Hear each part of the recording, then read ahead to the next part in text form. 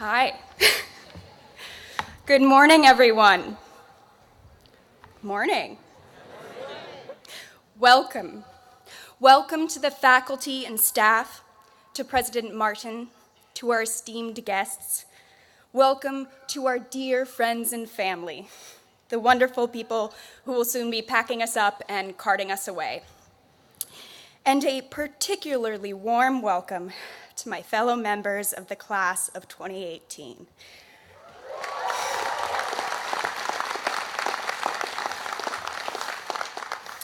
If you know me well, you might be wondering why I'm not crying yet. Chances are I cried right before I got up here, and I'll cry the second I get off stage. I have cried on every floor of Frost and in every room in Val. I'm a crier. In fact, I thought about just coming up here and crying for 10 minutes straight, like a performance piece, but I know that's not really what we're going for. We're graduating. Our futures twinkle like stars. We're young and hot and cool. But if this difficult semester has made anything clear, it is that sadness and joy are next-door neighbors, and there's no way to get around that. So I thought I'd share some excerpts from my illustrious crying career, and hopefully that'll get us somewhere. My first big cry at Amherst was in the room of my friends Megan and Elisa in North. I lay in a heap on the floor, clutching a bottle of Fireball. About 3 weeks into the school year, I and a boy 2 years my senior had fallen hopelessly in love. Did he know we were in love? No.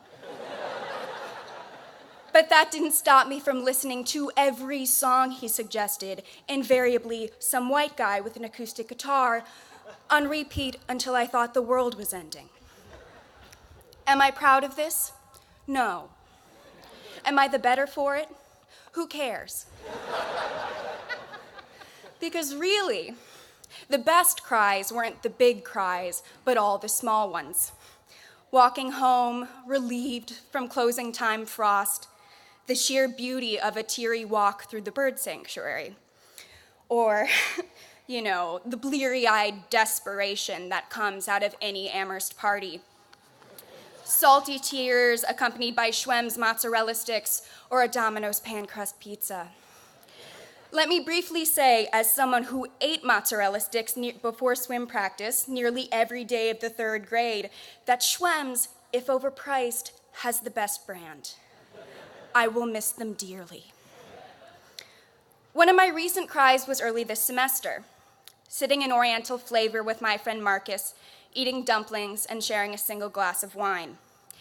It was late afternoon, so the place was empty except for us, and we were sitting in front of those big windows that make you feel like you're in a movie.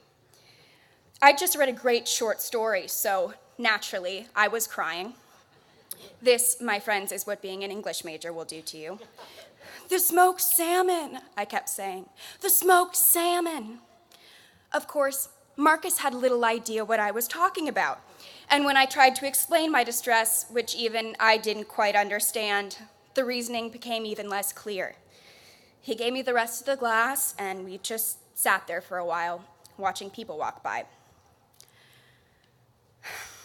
I know it might be strange to give a commencement speech about crying, but it's worth noticing that this day, this ceremony is in its own way very strange. A month ago, there, by Memorial Hill, members of our class gathered to share their memories of Andrew DeRogie. 2 years ago, there, in Frost Library, 3 of our classmates created a space in which students of color would finally be heard. But now, we are here, on this quad. Now, we are graduating, and it's all on camera. What is happening? But the strangeness of our moment isn't necessarily bad. It's just strange. Which reminds me of a passage which, if you've taken a class with Professor Sanborn, is likely etched in your memory. It's from Marilyn Robinson's Housekeeping. One evening, one summer, she went out to the garden. The earth in the rows was light and soft as cinders, pale clay yellow, and the trees and plants were ripe, ordinary green, and full of comfortable rustlings. And above the pale earth and bright trees, the sky was the dark blue of ashes. As she knelt in the rows, she heard the hollyhocks thump against the shed wall.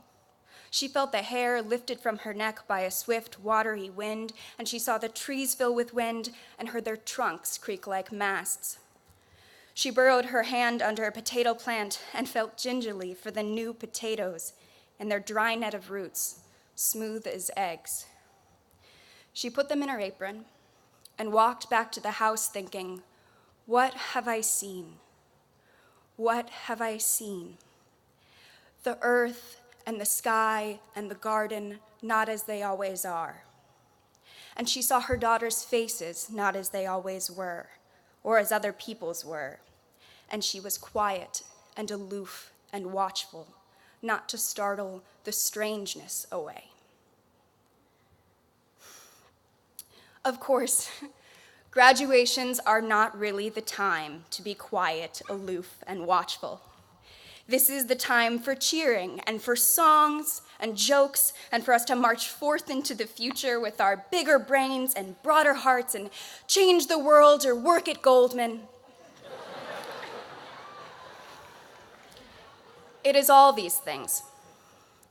Yet the earth and the sky and the people around us are not as they always are. This is a big day. Last year, I worked commencement.